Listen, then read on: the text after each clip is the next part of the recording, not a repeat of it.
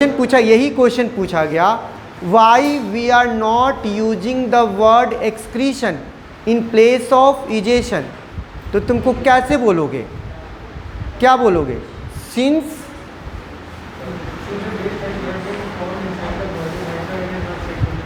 Inside the body नहीं कहना है। देखो, इजेशन तब यूज करेंगे जब सेल के बाहर यूज बन रहा है। Since removal material, removed waste are formed outside the cell, it means in the lumen of intestine, therefore we use the term what? ejection। ठीक है, मतलब कोई भी चीज़ एकदम बिल्कुल आप वही बोलिएगा। अब तुम बैठो। अब रितिका, जो हम लोगों में टोटल कितने सैलिवरी ग्लैंड है? 3 पेयर सैलिवरी ग्लैंड है। Salivary gland outside the buccal cavity है या inside the buccal cavity? Outside the buccal cavity. ठीक है, सैलिवरी ग्लैंड से जो एंजाइम्स निकलता है उसमें कौन एंजाइम है मेन?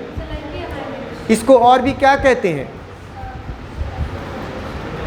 पिटाइलिन और टाइलिन जैसे हम बताते थे तो बड़े आराम से पिटाइलिन से टाइलिन याद आ जाता है। ठीक है, टाइलिन। तो टाइलिन किस चीज़ को डाइजेस्ट करता है? स्टार्च को। स्टार्च को डाइजेस्ट करता है तो क्या बनाता है? कार्बोहाइड्रेट बनाता है। ठीक है, कार्बोहाइड्रेट को स्टार्च को तोड़ा तो किस चीज़ में कन्वर्ट करता है? कार्बोहाइड्रेट नहीं, तो कार्बोहाइड्रेट का नाम क्या होगा? Maltose is made up of, और इसी कारण से क्या होता है, हम लोग को मीठा लगेगा। तो पहला डाइजेशन जो डाइजेस्ट हुआ वो क्या था? हम लोग का स्टार्च था। अब इसके बाद माउथ में डाइजेशन होने के बाद एकदम सिंपली थोड़ा सा पार्शियल डाइजेस्टेड फूड है, उस फूड के लिए कौन सा टर्म यूज करते हैं? बोलस। और बोलस हम लोग का कहाँ पे जाएगा? स्वेलो के ओसोफेगस में। ओसोफेगस में जो जाएगा, सभी के लिए ओपन क्वेश्चन है, ओसोफेगस में जाएगा तो फेरिंग्स के बाद जाएगा। फेरिंग्स में किस ओपनिंग के थ्रू वो ओसोफेगस? बोलिए। Gullet, gullet and glottis, there are 2 openings, याद रखेंगे। Gullet and glottis. गलेट किस में ओपन कर रहा है?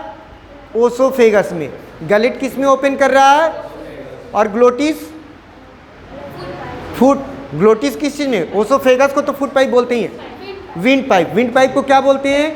ट्रैकिया। ठीक है, और हम लोग खाना खाने के वक्त में अगर कोई पूछेगा कि जब हम लोग खाना खाते हैं, भोजन करते हैं, निगलते हैं, उस समय वो विंड पाइप में नहीं जाता है, क्या रीज़न है? क्लोज कर देता है। किसको? ग्लोटिस को। और ये इपिग्लोटिस बोनी स्ट्रक्चर है या कार्टिलेजिनस? ठीक है, यहाँ पे अब आप, ठीक है, अब यहाँ पे जो ओसोफेगस में एक मूवमेंट होता है, उस मूवमेंट को क्या बोलेंगे? Peristaltic movement. अगर गर्ल्स में ही अगर पेरिस्टाल्टिक मूवमेंट को तुमको 2 लाइन लिखना है, डिफाइन करना है, तो क्या बोलेंगे? मतलब rhythmic contraction end of oesophagus wall. ठीक है, इसके कारण से क्या होता है? बोलस पुश होता है। पुश होके कहाँ पे अब जाएगा? स्टोमक में। ठीक है, अब आप बैठिए। फिर दक्ष, स्टोमक में कौन सा ग्लैंड है? Gastric gland. ठीक है, बैठो। तुमसे पूछे हुए थे, तुम बोलो। गैस्ट्रिक ग्लैंड में अलग अलग सेल्स हैं। ठीक है, गैस्ट्रिक ग्लैंड में अलग अलग चीफ सेल है, पेप्टिक सेल है, ऑक्सिंटिक सेल है, ये सब। तो गैस्ट्रिक ग्लैंड से जो सेक्रेशन होगा, उन सेक्रेशन को इकट्ठे क्या बोलेंगे? गैस्ट्रिक ग्लैंड तुमको कहाँ पे है? स्टोमक में है। गैस्ट्रिक ग्लैंड के सेक्रेशन को क्या बोलेंगे? Gastric juice. गैस्ट्रिक जूस का 3 मेन कंपोनेंट है। कौन कौन सा कंपोनेंट होगा? चलो, HCl तुमको सारा बच्चा हिंट दे दिया, उसके बाद बताओ। HCl के बाद पेप्सिन नहीं, लास्ट बेंच। ये HCl तो बता दिया, लेकिन दूसरा तीसरा हम खुद नहीं जानते, इसलिए तुमसे जानना चाह रहे हैं। पेप्सिनो और म्यूकस। ठीक है, तो मतलब gastric juice is equal to HCl pepsinogen plus mucus. अब यहाँ पे तीनों का क्या क्या रोल है आप ही बताइए। लाइपेज थोड़ा मात्रा में रहता है और वो लेकिन काम नहीं करता है। रीज़न क्या है, काम क्यों नहीं करता है? क्योंकि यहाँ पे जो इमल्सिफिकेशन फूड का हो ही नहीं पाएगा, बाइल नहीं रहता है। स्मॉल बताए भी थे कि स्मॉल अमाउंट में लाइपेज भी होता है लेकिन नॉन फंक्शनल हो गया। ठीक है, हाँ बताओ।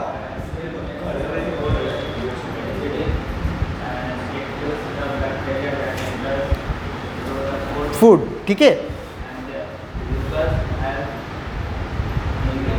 म्यूकस, हाँ वो प्रोटेक्ट करता है किसके वॉल को, स्टोमिक के वॉल को, किसके एक्शन से, HCl के एक्शन से, एकदम याद है।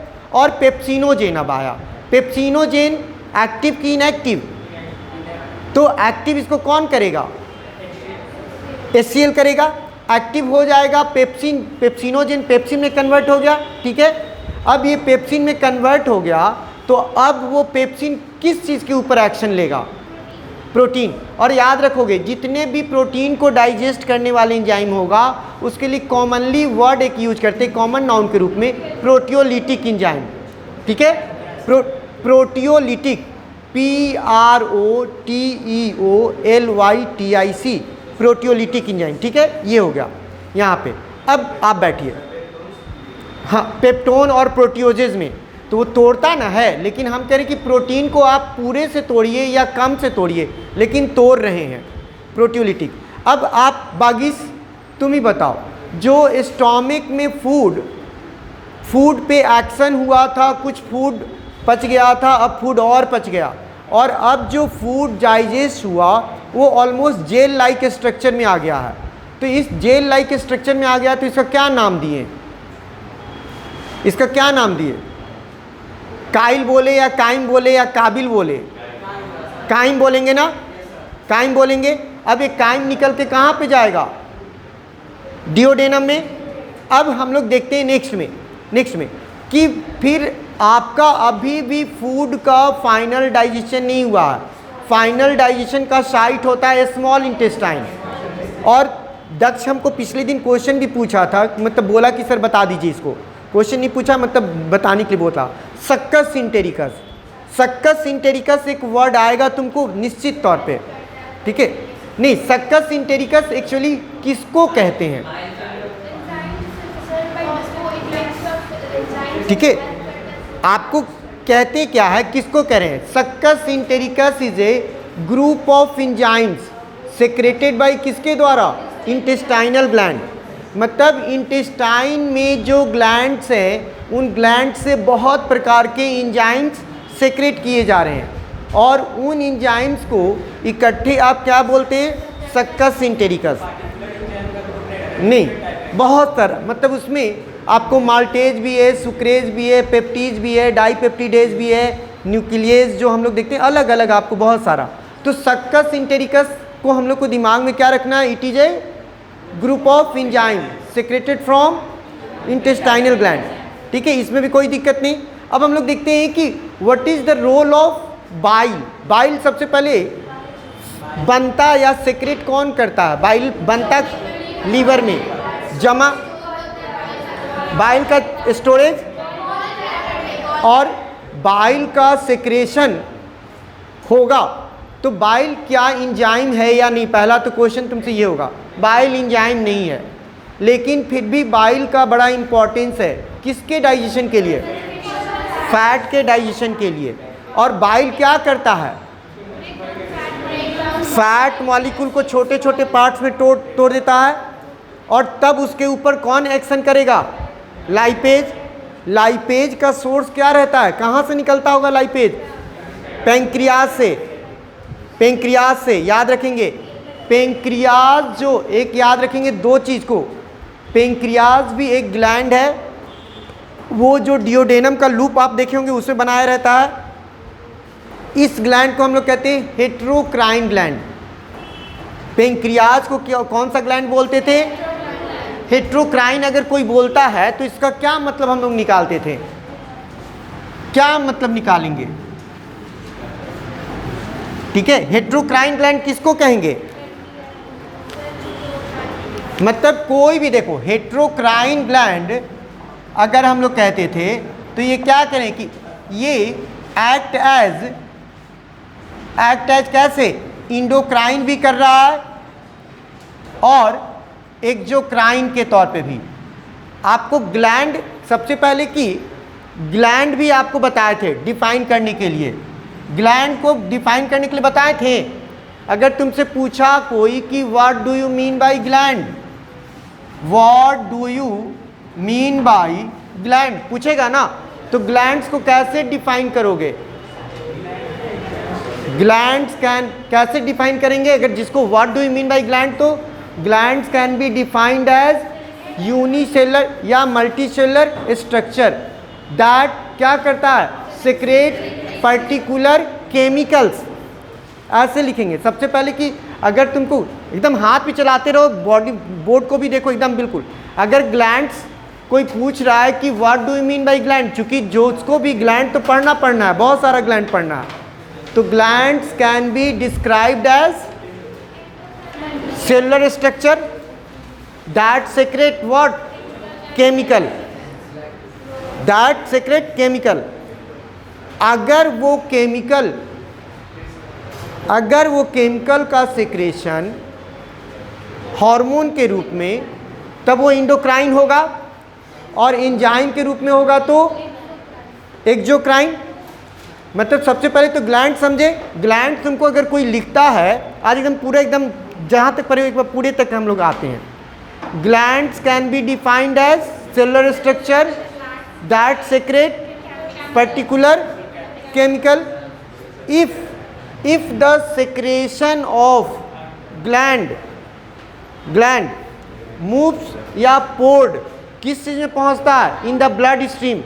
मान लेते देखो, सपोज दैट कि ये ग्लैंड है, ठीक है, ये ग्लैंड है, और ये ग्लैंड से हम लोग क्या देख रहे हैं कि यहाँ पे ये मान लेते हैं कि ये ब्लड वेसल्स है, ये वाला ब्लड वेसल्स है। तो ब्लड वेसल्स क्या है, ब्लड वेसल्स के अंदर ब्लड होगा, या प्योर हो इम्प्योर हो, उससे हम लोग को अभी कोई मतलब नहीं है। अब यहाँ से जो सेक्रेशन हुआ और वो कहाँ पे आ रहा है, किसमें, ब्लड में आ रहा है, ठीक है। मतलब glands are the cellular structure. फिर तुम पढ़ाई नहीं करोगे तो कैसे होगा, तुमसे पूछ रहे हैं ना, देखो ग्लैंड्स नहीं, बागीज को नहीं कहें, बागीज के आगे ही ग्लैंड्स, हाँ नहीं, हमेशा उसी किसी एक ही को टारगेट नहीं बना लीजिए कि वो बदमाशी ना भी करे तो वही करेगा, ऐसा कुछ नहीं है। ग्लैंड से अगर देखो किस, अभी तुमको 2-3 चीज़ को समझ में आ जाएगा। अगर ग्लैंड का सिक्रेशन ब्लड में गिरेगा तो ऐसे ग्लैंड को क्या बोलेंगे, इंडोक्राइन, ठीक है, इंडोक्राइन। तो इंडोक्राइन ग्लैंड का हम लोग क्या देखते हैं कि यहाँ पे सीधे सीधे कहाँ पे आ रहा है, मतलब इसको ऐसे कर दे तो ब्लड में आ गया, ठीक है। तो इस चीज़ में, तो जिसमें अब इसमें कोई डक्ट नहीं है, ये सेल वाला है, इसका डायरेक्ट कहाँ पे आ रहा है, ब्लड में आ रहा है। तो इसीलिए इंडोक्राइन को हम लोग डक्टलेस ग्लैंड भी लिखते थे। डक्टलेस कभी सुनी थी नाम? नहीं, इंडोक्राइन ग्लैंड को ही डक्टलेस ग्लैंड कहते हैं। हाँ, वो किसी सबस्ट्रेट पे नहीं गिरेगा, टारगेट पे नहीं गिरेगा, बल्कि ब्लड में जाएगा और ब्लड के माध्यम से पहुंचेगा। याद रखेंगे, अगर ग्लैंड का सिक्रेशन, इफ ग्लैंड पोर्स का मतलब डालना, या secrete their secretion directly into the blood, then such gland is called, और चूंकि हाँ इसको डक्टलेस भी कहते हैं, चूंकि इसमें कोई डक्ट नहीं होता, ठीक है। लेकिन एक्सोक्राइन में क्या करें, अगर किसी ग्लैंड का सेक्रेशन, मतलब ग्लैंड का सेक्रेशन जो केमिकल है बिल्कुल वहीं पे पहुंच रहा है जहां पे उसको काम करना है। जैसे सपोज दैट तुम खाना खाए, अब खाना खाए और स्टोमक में हम लोग क्या देखते हैं कि स्टोमक में मेरा फूड आया और फूड में प्रोटीन पार्ट भी है, मान लेते हैं कि this is the protein part, ठीक है। अब प्रोटीन पार्ट, अब हम लोग क्या देखते हैं कि प्रोटीन, अब यहाँ पे भी ग्लैंड है, स्टोमक में भी ग्लैंड है, मान लेते हैं कि ये सब ग्लैंड है। इस ग्लैंड से निकला हुआ जो केमिकल रिलीज हो रहा है, वो केमिकल एक डक्ट के माध्यम से डायरेक्ट किस पे आ रहा है, सबस्ट्रेट पे, सबस्ट्रेट केमिस्ट्री में भी आएगा तुमको, और केमिस्ट्री में ही मेनली आएगा, लेकिन हम लोग एंजाइम पढ़ते हैं तो हम लोग को पढ़ना पड़ता है। सबस्ट्रेट उन चीज़ों को कहते हैं, मैटर को कहेंगे, जिसके ऊपर एंजाइम एक्शन करेगा। तो जो भी चीज़ जिसके ऊपर एंजाइम का एक्शन होगा उस चीज़ को substrate is the substance on which enzyme works, ठीक है, एक्शन लेगा। तो यहाँ पे हम लोग क्या देखें कि इससे जो निकल रहा था केमिकल, उसमें एक नली के माध्यम से कहाँ पे आ रहा है, सीधे टारगेट पे आ रहा है, ठीक है। टारगेट यहाँ पे क्या है, प्रोटीन है।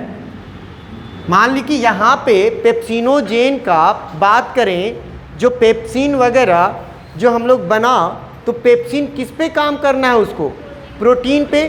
तो प्रोटीन पे डायरेक्टली पड़ेगा तो उसको हम लोग क्या बोल रहे हैं, प्रोटीन इज अ सबस्ट्रेट और एंजाइम।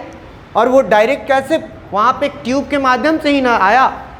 तो ये वाला विथ डक्ट, इसमें कोई दिक्कत नहीं था हम लोग।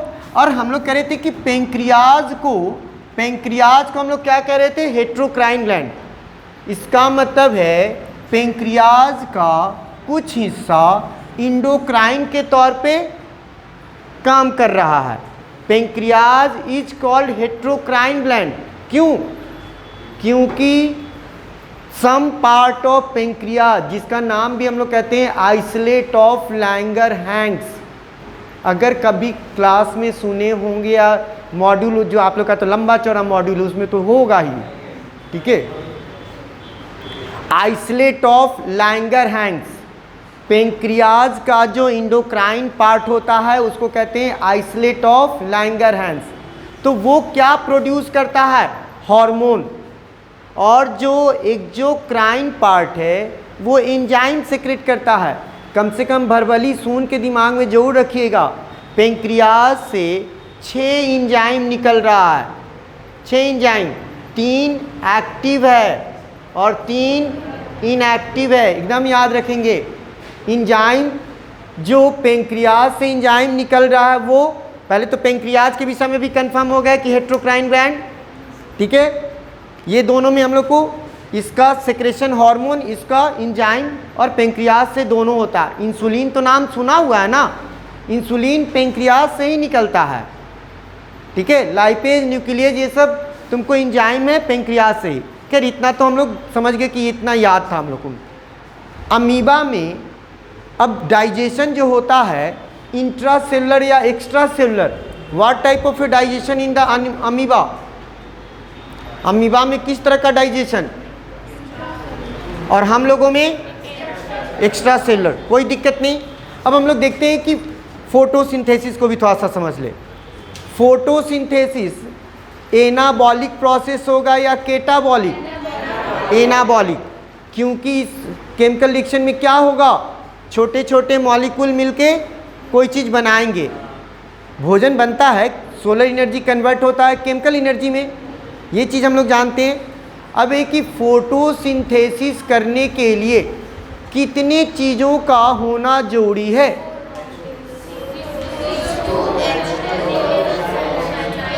और क्लोरोफिल, मतलब सनलाइट, CO2, H2O, क्लोरोफिल, 4 चीज़ हम लोग देखते हैं, ये होना जरूरी है। एक भी एब्सेंट हो जाएगा तो फिर क्या होगा कि फोटोसिंथेसिस नहीं होगा। फोटोसिंथेसिस में जो केमिकल कंपाउंड बन रहा था वो स्टार्च बन रहा था, लेकिन स्टार्च को टेस्ट करने के लिए हम लोग कौन से सॉल्यूशन को यूज करते हो, आयोडीन। अगर स्टार्च बना होगा और वहाँ पे आयोडीन डालेंगे तो वो क्या होगा, ब्लू ब्लैक बन जाएगा। तो हम लोग को इंडिकेशन क्या मिल जाएगा कि स्टार्च, मतलब यहाँ फोटोसिंथेसिस हुआ था, ये चीज़। अब है कि फोटोसिंथेसिस एक बड़ा लंबा चौड़ा प्रोसेस था। इस फोटोसिंथेसिस को हम लोग मेनली, आप लोग को तो बहुत कम पढ़ना है, मेनली उसको 2 इवेंट में बांटे थे, एक डार्क रिएक्शन और लाइट रिएक्शन। लेकिन हमको एक सिस्टम में बोलना है तो कौन सा रिएक्शन पहले बोलेंगे, लाइट रिएक्शन या डार्क रिएक्शन? मतलब लाइट रिएक्शन ही पहले बोलेंगे। रीजन क्या है, जब तक लाइट रिएक्शन नहीं होगा तब तक डार्क रिएक्शन होने का कोई चांसेस नहीं है। और यहाँ पीयूष जानता है, बागीश जानता है, उसके बगल में क्या उसका उस दिन नाम भी बेचारा बताया था, प्रणव वगैरह है, ठीक है, ये सब। अब तुम लोग जो इतने आदमी हो तो ये सभी लोग जानता है कि डार्क रिएक्शन अभी लाइट ऑफ कर देंगे तो होगा। डार्क रिएक्शन कब होगा? अब ये बताओ कि डार्क रिएक्शन को जब हम कहते, हम बेसिकली समझाए थे, अगर समझाना है तुमको कि डार्क रिएक्शन कब होता है और कैसे, लाइट के प्रेजेंस में होगा या लाइट के एब्सेंस में, मतलब इंडिपेंडेंट ऑफ लाइट, मतलब सुन लीजिए, डार्क रिएक्शन में लाइट का होना ना होना कोई मतलब नहीं है, लेकिन किस चीज़ का होना मतलब है? Product of light reaction. मतलब पहली बात कि mechanism of photosynthesis can be broadly divided into two phases, light reaction, dark reaction. First phase is light reaction that essentially occur in presence of sunlight. During light reaction ही, ध्यान दीजिएगा, during light reaction ही क्या बन रहा है? आपको O2 का भी evolution हो रहा है। O2 रिलीज लाइट रिएक्शन के दौरान हो रहा है या डार्क रिएक्शन के दौरान? Light reaction. अब एक ही तुमसे क्वेश्चन ये भी पूछता है कि जो O2 का रिलीज हो रहा था वो O2 का सोर्स CO2 था या कार्बोहाइड्रेट था या H2O था? H2O था, ये भी हम लोग को याद है। अब हम लोग को ये भी याद करें कि जो लाइट रिएक्शन होता है क्लोरोफिल में होता है, जो हम लोग कहते हैं ग्रैना एस्ट्रोमा, तो ग्रैनम में होता है, ठीक है। अब एक ही लाइट रिएक्शन में एक O2 तो बना ही, प्लस ATP भी बनता है, तो ADP से ATP जो बनता है, इसी प्रोसेस को हम लोग कहते हैं फोटोफॉस्फोरिलेशन। दो तीन चीज़ देखिए, ये आप लोग को पढ़ना नहीं, लेकिन नहीं आया ना? हाँ, देखो, हम लोग कहते हैं कि एक कंपाउंड का नाम है एडिनोसाइन डाइफॉस्फेट, एडिनोसाइन ट्राइफॉस्फेट, ठीक है। तो एडिनोसाइन कब होगा? एडिनिन प्लस शुगर डीऑक्सी, जो शुगर है मिल जाएगा तो एडिनोसाइन, और उसमें फॉस्फेट के 2 मॉलिक्यूल तो ADP, अगर 3 फॉस्फेट के मॉलिक्यूल तो ATP। लेकिन ATP जब बन जाता है तो उसमें एनर्जी स्टोर होके रह सकता है।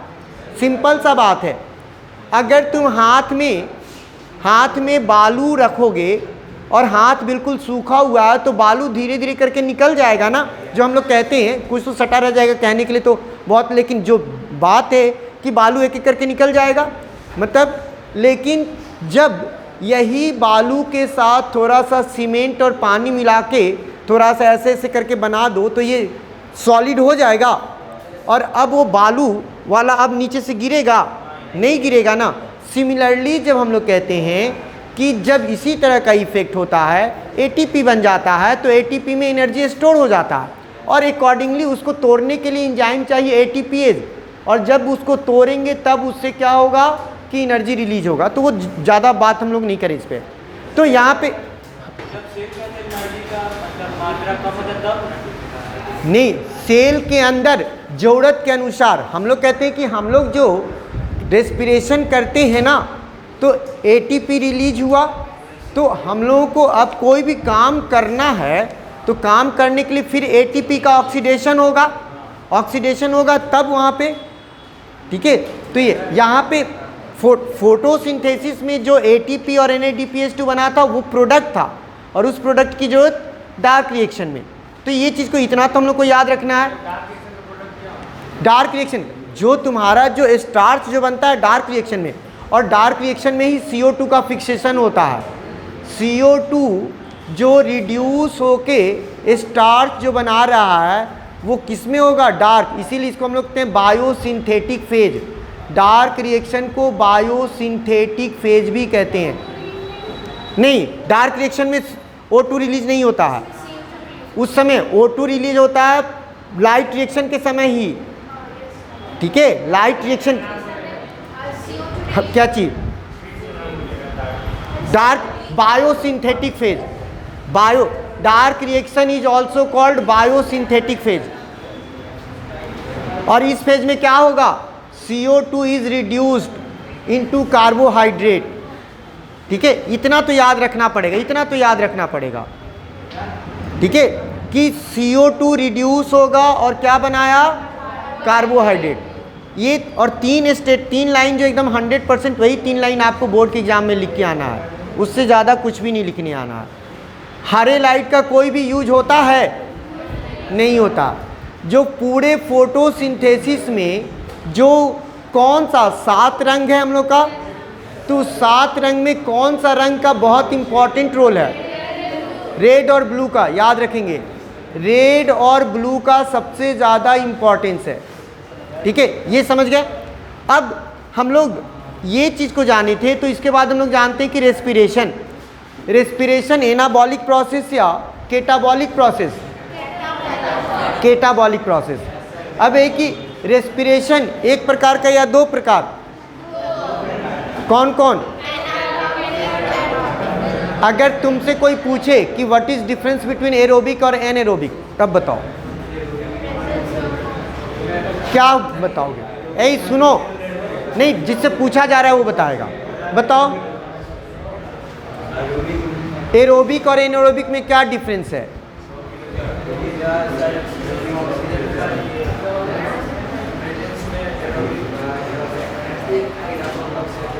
ठीक है, मतलब तुम्हारा एक पॉइंट तो बिल्कुल सही बोला कि ऑक्सीजन के प्रेजेंस में होगा तो एरोबिक नहीं, लेकिन दूसरा अगर बोलेंगे तो किसमें कंप्लीट ऑक्सीडेशन होगा, किसमें पार्शियल ऑक्सीडेशन होगा? कंप्लीट ऑक्सीडेशन एरोबिक में। ठीक है, एनर्जी रिलीज किसमें ज़्यादा होगा?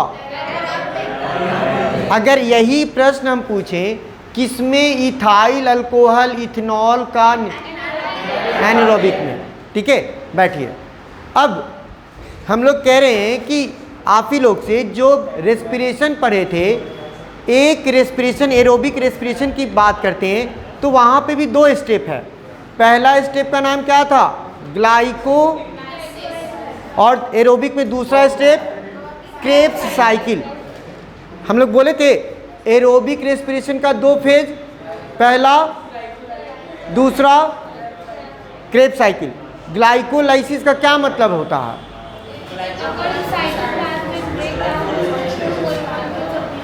ठीक है, एक ग्लूकोज से 2 मॉलिक्यूल किस चीज़ का बनेगा, पाइरुविक एसिड, और पाइरुविक एसिड को पाइरुवेट भी लिखते हैं।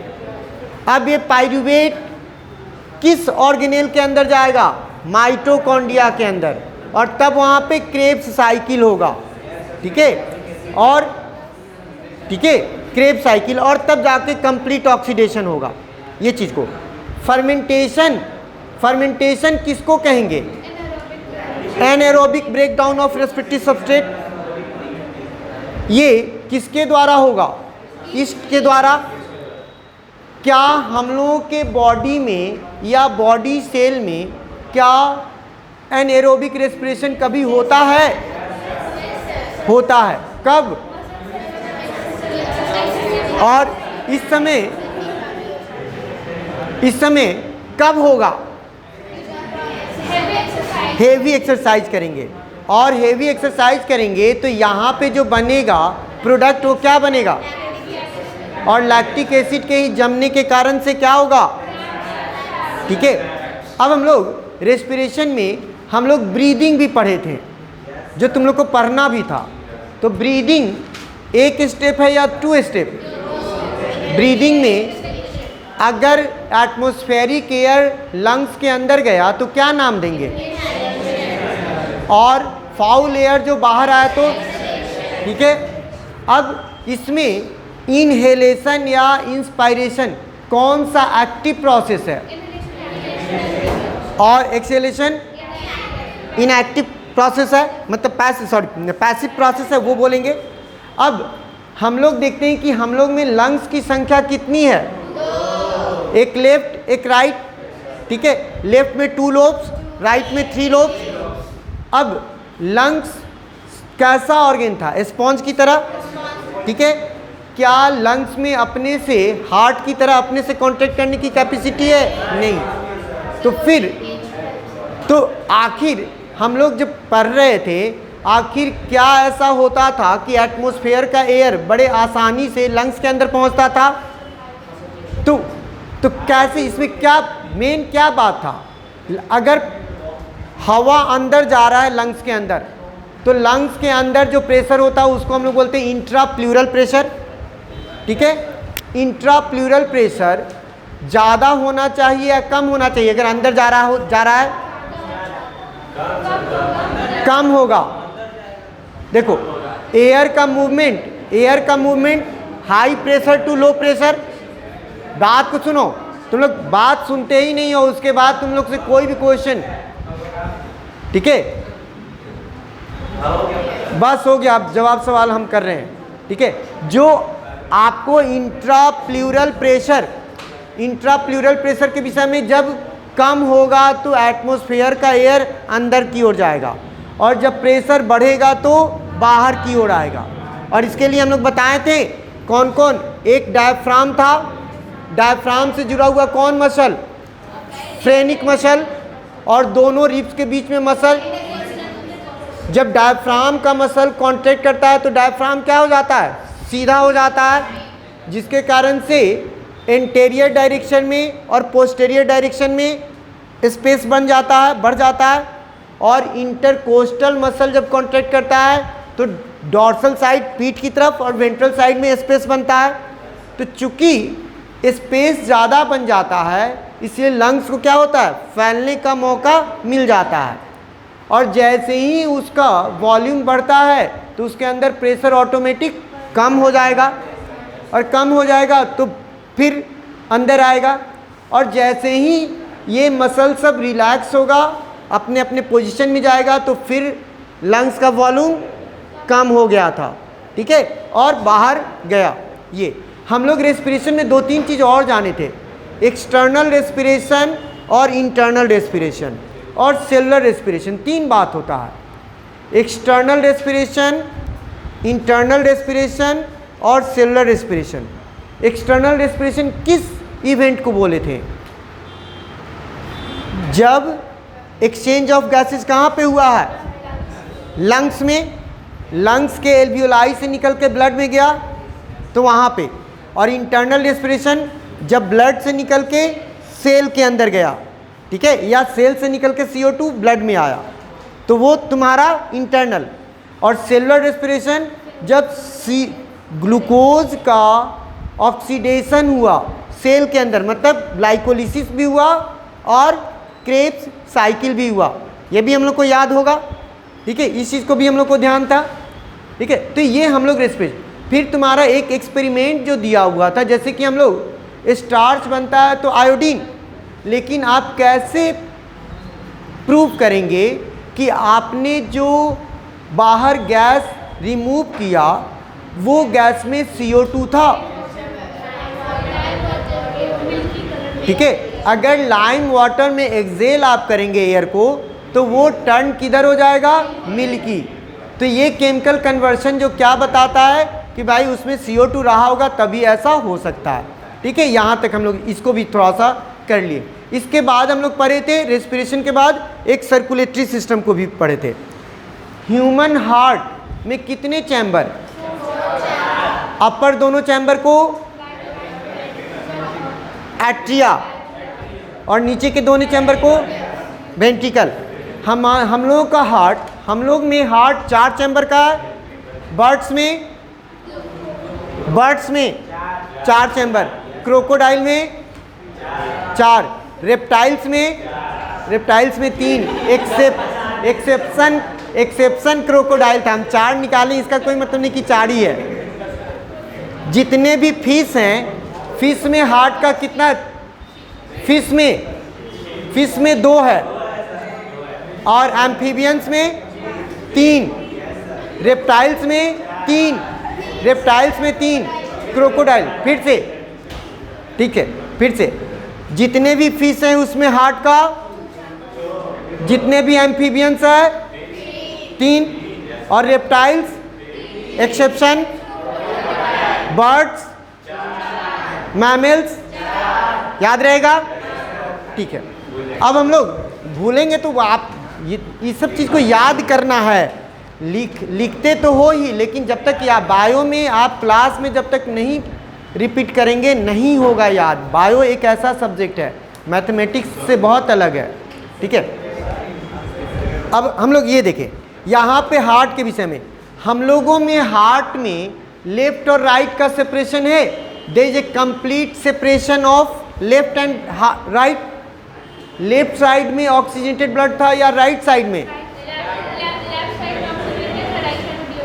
ठीक है, राइट में डीऑक्सीजनेटेड और लेफ्ट में ऑक्सीजनेटेड का मतलब प्योर, ठीक है। हम लोगों में जो हार्ट का 4 चैम्बर है, चारों चैम्बर एक साथ कॉन्ट्रैक्ट करता है या नहीं?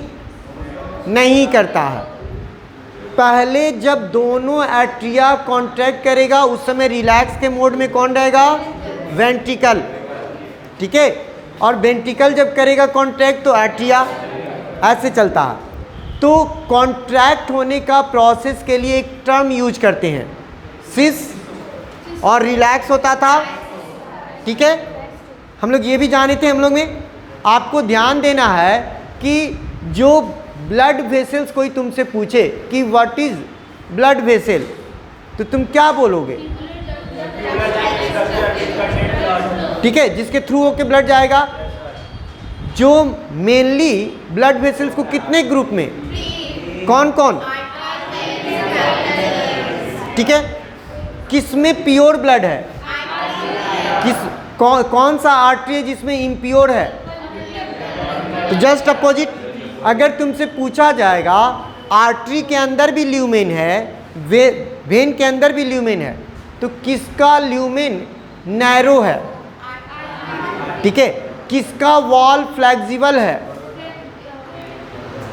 फ्लेक्सिबल मतलब आर्टरी का फ्लेक्सिबल है, मोटा होता है लेकिन फ्लेक्सिबल होता है। और वेन का क्या होता है?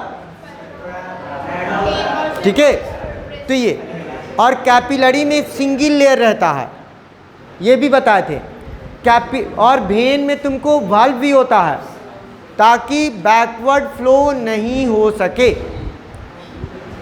ऐसा बर्ड्स में और मैमल में एकदम तुम्हारा एनसीईआरटी के लाइन से वो क्वेश्चन ही पूछेगा। बर्ड्स में और मैमल में वहाँ पे प्योर ब्लड, ऑक्सीजनेटेड और डीऑक्सीजनेटेड ब्लड का कंप्लीट सेपरेशन है। ऐसा क्यों होता है या क्या इसका एडवांटेज है? ठीक है, मिक्स नहीं करने दिया, लेकिन इसका फायदा क्या हुआ बर्ड्स को या मैमल को? रीजन है कि बर्ड्स और मैमल वार्म ब्लडेड एनिमल हैं। ठीक है, वार्म ब्लडेड एनिमल फिर से बताना पड़ेगा क्या? जिनका बॉडी टेम्परेचर मेंटेन रहेगा, कांस्टेंट रहेगा, तो उनको अपने बॉडी टेम्परेचर को कांस्टेंटली, इधर देखो पीछे क्या उसका कितना दिन के बाद तो आ रहा है। ठीक है, ठीक है, तो जो मेंटेन करने के लिए उसको कंटिन्यूअसली ज़्यादा ऑक्सीजन चाहिए। अब मिक्स वाला रहेगा तो खोजते रहेगा, तो प्योर ब्लड से मिलेगा तो उसको ज़्यादा आराम से मिल जाएगा। ठीक है, इसका आंसर। और ये क्वेश्चन है तुम्हारा एनसीईआरटी में, एनसीईआरटी में क्वेश्चन है, पहला ही जो स्टैंजा पढ़ोगे ना ऊपर का, उसी में लिखा हुआ है। एनसीईआरटी के क्वेश्चन की बात करते हैं। ठीक है, अब है कि कोई जब तुमसे पूछेगा कि ब्लड प्रेशर किसको कहते हैं,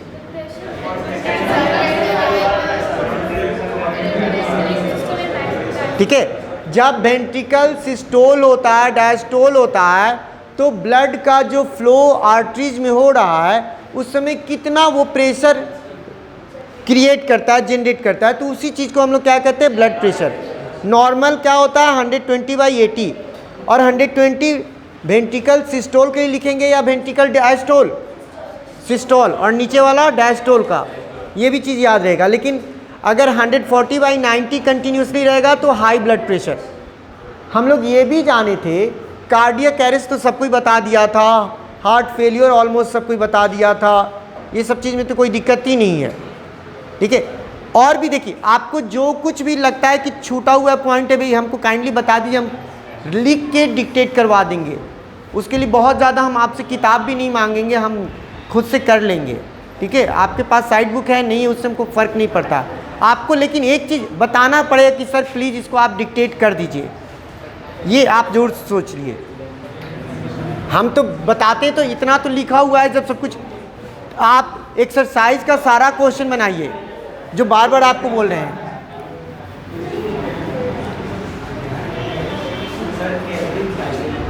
हाँ, कैल्विन साइकिल, कैल्विन साइकिल जो डार्क रिएक्शन में, कैल्विन साइकिल को C3 साइकिल भी सबसे पहले कहते हैं। एक बात जान जाओ, जो आप जो फोटोसिंथेसिस पढ़े थे ना, फोटोसिंथेसिस में लाइट रिएक्शन के बाद क्या होगा, डार्क रिएक्शन होगा, और डार्क रिएक्शन में ही क्या बनेगा, CO2 से हम लोग क्या देख रहे हैं कि स्टार्च या कार्बोहाइड्रेट बना। तो ये CO2 से स्टार्च जो बनने का एक प्रोसेस है जो बहुत सारा केमिकल रिएक्शंस होता है, मतलब कि डार्क रिएक्शन में CO2 से जो आपका ग्लूकोज बन रहा है, इस बनने के दौरान बहुत सारे केमिकल रिएक्शंस होते हैं एक के बाद एक, और उस केमिकल रिएक्शन के पाथ के विषय में कौन बताया था, तो मेल्विन कैल्विन, इसका नाम था, हम लोग कैल्विन कहते हैं, ठीक है। तो चूंकि इसने ये जो बताया, ये जो ध्यान, जब क्वेश्चन भी पूछोगे और सुनोगे ही नहीं तो कैसे होगा, CO2 से स्टार्च बनने की जो बात उसने बताया कि एक लंबा सा पाथवे है, और ये पाथवे चूंकि जहाँ से चलता है, जहाँ से चलता है मतलब carboxylation of RUBP, ribulose biphosphate, RUBP, ठीक है। ये आपको जानने में अभी थोड़ा सा लगेगा, ये इससे फर्स्ट स्टेप है। इसके बाद क्या होता है, इसके बाद हम लोग देखते हैं कि रिडक्शन ऑफ CO2 हुआ, ठीक है। और इसके बाद फिर हम लोग क्या देखते हैं, रीजेनरेशन, मतलब ये 3 स्टेप है। राइबुलोज बाइफॉस्फेट, राइबुलोज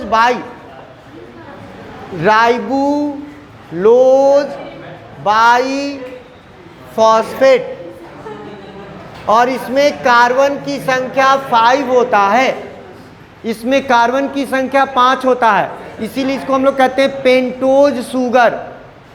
इसको क्या कहते हैं, पेंटोज शुगर, ठीक है। ये और ये भी जान जाइए, पूरे वर्ल्ड में सबसे ज़्यादा जो प्रोटीन पाया जाता है, पूरे वर्ल्ड में जो सबसे ज़्यादा प्रोटीन पाया जाता है लिविंग वर्ल्ड में, RUBP है। RUBP is the most abundant protein found in the living world, ये याद रखेंगे। फूड में नहीं, जैसे प्लांट का कोई भी पार्ट, प्रोटीन तो आपके बॉडी में प्रत्येक सेल में है, तो हाँ, पूरे में सबसे ज़्यादा जो प्रोटीन पाया जाता है पूरे लिविंग वर्ल्ड में सबको, तो RUBP। और जब केवल एनिमल वर्ल्ड की बात किया जाए तो वहाँ पे कोलाजेन होता है, ठीक है। याद रखेंगे, ये तो एकदम याद रखेंगे, RUBP वाला। तो यहाँ पे ये जो बताया कौन था, कैल्विन, इसीलिए इसका नाम क्या दिया गया, कैल्विन साइकिल। और चूंकि इसको C3 साइकिल भी, जहाँ से तुम देखे होगे तो C3 साइकिल लिखे हुए है, कैल्विन साइकिल के जगह पे C3 साइकिल भी लिखा ऑब्लिक करके कि नहीं, तो C3 साइकिल चूंकि फर्स्ट, खैर तो उसको छोड़ दें, उससे कोई दिक्कत नहीं है यहाँ पे। तो ये समझ गए, चलिए इतने ठीक है, आएंगे ही ना कोई सर, अभी आएंगे ना,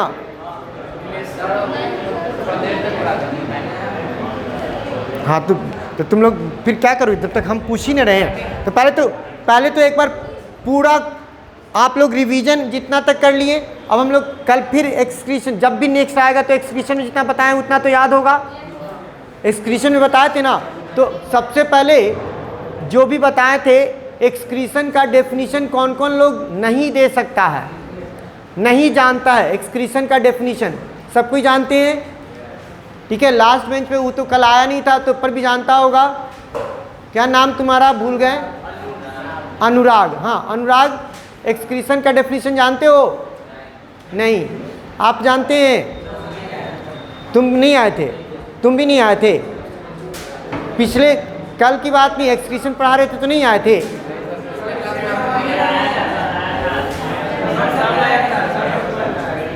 बताओ क्या चीज? द सेलुलर वेस्ट, ठीक है, मेटाबॉलिक वेस्ट, ठीक है, ठीक है, सेल के अंदर बना। बोला तो ऐसा गलत नहीं, तो उसमें ऐसा कुछ नहीं करना है, मतलब रिमूवल ऑफ मेटाबॉलिक वेस्ट। चूंकि मेटाबॉलिक वेस्ट है तो सेल के अंदर, और उसके साथ हार्मफुल टॉक्सिक जोड़ देंगे तो ये हम लोग टॉक्सिक, ठीक है, that is produce as a result of metabolic activities. Mostly जो एक्सक्रीटरी प्रोडक्ट होता है नाइट्रोजन का होता है। नाइट्रोजन वेस्ट कितने प्रकार का? कौन कौन? सबसे ज़्यादा पॉइजनस, सबसे लीस्ट पॉइजनस यूरिक एसिड, और मॉडरेट होता है यूरिया। अगर एक्सक्रीशन अमोनिया का होगा तो एक्सक्रीशन को क्या बोलेंगे? अमोनोटेलिज्म, और जिस एनिमल में होगा उसको अमोनोटेलिक। ये अक्सर किस ग्रुप के एनिमल्स में होगा? एक्वेटिक। और यूरिक एसिड किस में? रेप्टाइल्स में, बर्ड्स में, ठीक है। और यूरिया हम लोगों में, ठीक है। ये हम लोग जान गए थे। अब ये इतने चीज़ों को जानने के बाद हम लोग को जो नेक्स्ट पढ़ना था कि एक एक्सक्रीटरी सिस्टम से जो आपको बताए थे, तो बताएं क्या थे, मतलब बोले थे कि ड्रॉ करने के लिए एकदम पूरी तरीके से एक्सक्रीटरी सिस्टम का, ठीक है। तो हम लोग जब भी नेक्स्ट इससे आगे पढ़ेंगे, आप लोग एकदम होमवर्क में revise each and every taught topic, एकदम क्वेश्चन लिखिए ही, क्योंकि फिर अब किसी भी दिन खड़े होके पूछेंगे और उसका रिकॉर्डिंग सर को दिखा देंगे कि सर ये बच्चा बताया है, ये बच्चा नहीं, उसके सामने हम रख देंगे। पहले तो लिखो, एकदम होमवर्क में लिखो, revise each and every topic taught in biology. Revise each and every topic taught in bio, ठीक है। ये निश्चित तौर पे होगा। और किसी से भी पूछेंगे खड़ा होकर रिकॉर्डिंग, उसके बाद सर अपना देखेंगे, पनिशमेंट देना है नहीं देना है समझेंगे, ठीक है। और किसी से भी हेट्रोक्राइन ग्लैंड क्यों कहते हैं? ऐसे लिखोगी, जैसे pancreas is called heterocrine gland because it act as endocrine gland as well as exocrine gland, ठीक है। It's endocrine part secrete the hormone whereas exocrine part secrete the enzymes. अगर hormone का नाम लिखना चाहोगी तो इंसुलिन लिख दोगी, और यहाँ एंजाइम का भी नाम। तो क्यों कहा गया ये समझ में आ गया, ठीक है। ए शांत रहो, क्या कर रहे हो? इसको ऑफ कर दो, ऑफ कर दो अब।